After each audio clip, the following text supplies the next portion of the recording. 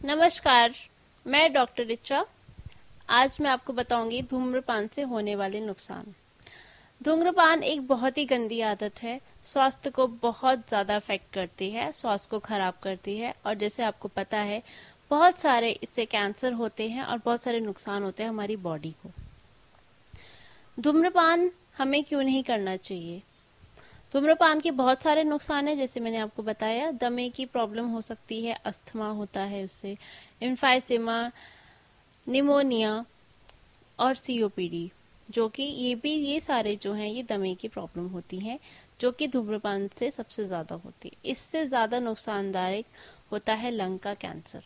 Lung का cancer आजकल बहुत कॉमन हो चुका है। जो इंसान स्मोकिंग करता है या धूम्रपान करता है उसकी में 93% तक केस होता है लंग कैंसर का, स्पेशली जो चेन स्मोकर्स होते हैं। एक टाइम की बात और एक कंडीशन की बात, उन्हें लंग कैंसर होने के चांसेस 93% तक बढ़ जाते हैं। उसमें से 70 to 80% तक डेथ होती है। तो स्मोकिंग डायरेक्टली हमारी बॉडी को इफेक्ट करता है, हमारे लंग्स को इफेक्ट करता है और वो कैंसर बन जाता है। स्मोकिंग हमारे लिए सबसे ज़्यादा खतरनाक है। स्मोकिंग में केवल लंग कैंसर नहीं, और भी बॉडी के कैंसर होते हैं, जैसे माउथ कैंसर हो गया, टंग कैंसर हो गया, हमारा लेरिंग्स का कैंसर हो गया, किडनी का कैंसर हो जाता है। ये बहुत सारे ऐसे ऑर्गन्स हैं जिसको इफेक्ट करता है। ब्लड कैंसर भी होता है। तो मैं ये बोलूँगी, स्मोकिंग जो है वो ओवरऑल हमारी बॉडी को इफेक्ट करता है, हमारी बॉडी को डैमेज करता है। स्मोकिंग बहुत हानिकारक होते हैं। स्मोकिंग हमारी बॉडी को इफेक्ट तो करता ही करता है, साथ में हमारे आसपास के लोग जो कि स्मोकर नहीं है उनकी भी हेल्थ को खराब करता है, जिसे हम इंग्लिश में पैसिव स्मोकर्स बोलते हैं। अब ये पैसिव स्मोकर्स कौन होते हैं? पैसिव स्मोकर्स वो इंसान होते हैं जो खुद तो स्मोक नहीं करते, पर स्मोकिंग उनके आसपास होती है, उसके कारण वो स्मोक को इनहेल करते हैं, जिसके कारण उन्हें ये सारी प्रॉब्लम्स हो सकती हैं। वो होते हैं पैसिव स्मोकर। इसका एक मैं एग्जांपल देती हूँ। जैसे कि अगर मैं एक स्मोकर हूँ और मेरा एक फ्रेंड है जो स्मोकर नहीं है, तो मैं अगर स्मोक करती हूँ तो जो मैं एक्सेल कर रही हूँ स्मोकिंग को, और वो इन्वायरमेंट में मेरे साथ खड़ा है या खड़ी है, वो स्मोक को इनहेल करती है, तो उसके अंदर वो स्मोक उसकी बॉडी में चली जाती है, जिसके कारण उसे ये सब सारी प्रॉब्लम जो मुझे हो सकती हैं वो उसे भी होंगी।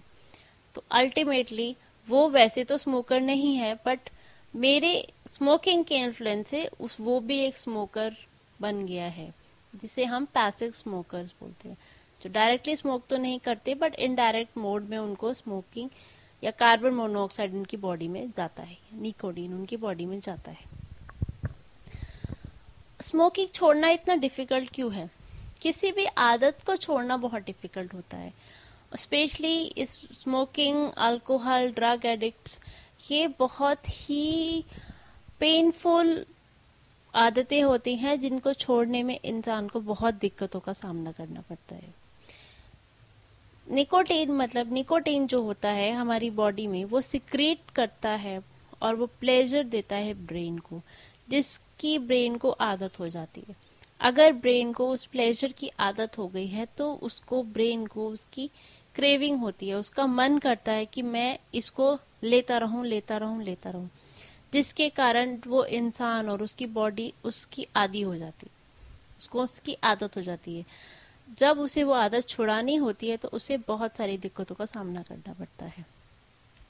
निकोटीन को छुड़ाने के लिए अगर आप सोचे कि स्मोकिंग, मैंने सोच लिया कि मैं तो कल से स्मोकिंग छोड़ दूंगा, तो ये पॉसिबल ही नहीं है। 3 से 4 दिन तक आपको वो क्रेविंग होती ही रहेगी, चाहे आप कितने अल्टरनेटिव्स अपना लें। इसीलिए स्मोकिंग छोड़ना डिफिकल्ट होता है। 3 से 4 दिन तक आपको बहुत सारी प्रॉब्लम होंगी, आपको नींद नहीं आएगी, कॉन्स्टिपेशन में प्रॉब्लम होगी, एसिडिटी होगी, अच्छे से खाना नहीं खाया जाएगा, आपकी ओवरऑल पर्सनालिटी को इफेक्ट करेगा। 3 से 4 दिन अगर इसे आप अच्छे से मैनेज कर लेते हैं, अपने माइंड को डाइवर्ट कर लेते हैं, साइकोलॉजिकली अपने आप को स्ट्रांग बना लेते हैं, तो फिर आप आराम से स्मोकिंग को छोड़ सकते हैं या ये आदत आपकी छूट सकती है, क्योंकि ब्रेन को थोड़ा सा टाइम लगता है एडजस्ट होने में, अपने नॉर्मल टेम्परेचर में आने के लिए, नॉर्मल फंक्शनिंग में आने के लिए।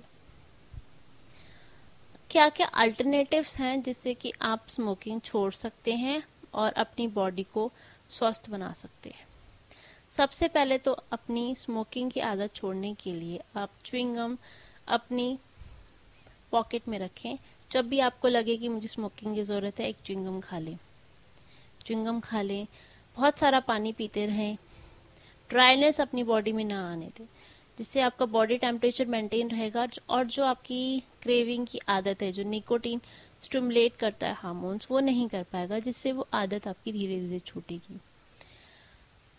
ज़्यादा से ज़्यादा अपने आप को बिजी रखें, स्पेशली शुरू के 1 से 2 मंथ तक ऐसा करें। इसे करने से आपकी साइकोलॉजिकल इफेक्ट जो है वो नॉर्मल हो जाएगा और आप स्मोकिंग छोड़ सकते हैं। 1 से 2 महीने के बाद जब आपकी स्मोकिंग छूट जाएगी, तब आपको कभी भी स्मोकिंग की जरूरत नहीं पड़ेगी। बट अगर 1 या 2 महीने तक आपको ये प्रॉब्लम होती है, तो प्लीज थोड़ा सा बियर करें, थोड़ा पेशेंस रखें, तभी आप स्मोकिंग को छोड़ सकते हैं। जो बहुत क्रोनिक केसेस होते हैं, जो चेन स्मोकर्स होते हैं, उनके लिए निकोटीन रिप्लेसमेंट थेरेपी का भी होता है रिहैब सेंटर्स में, जो कि आपको बहुत सारे अलग अलग थेरेपीज बताते हैं, जिससे कि निकोटीन जो है वो उसकी आदत वो खत्म कर देता है। ज्यादा से ज्यादा अपनी फैमिली को टाइम दें, बिजी रखें, च्युइंगम्स खाते रहें, पानी पीते रहें, घूमने फिरने जाएं, अच्छी जिंदगी जिए। धीरे धीरे धीरे धीरे आपको उसकी आदत छूट जाएगी। ये कुछ चीजें हैं स्मोकर्स के लिए, स्पेशली अगर वो ये अपनी इस आदत को छोड़ना चाहते हैं। इसे जरूर ऐड करें और आप रिजल्ट खुद देखेंगे। हमेशा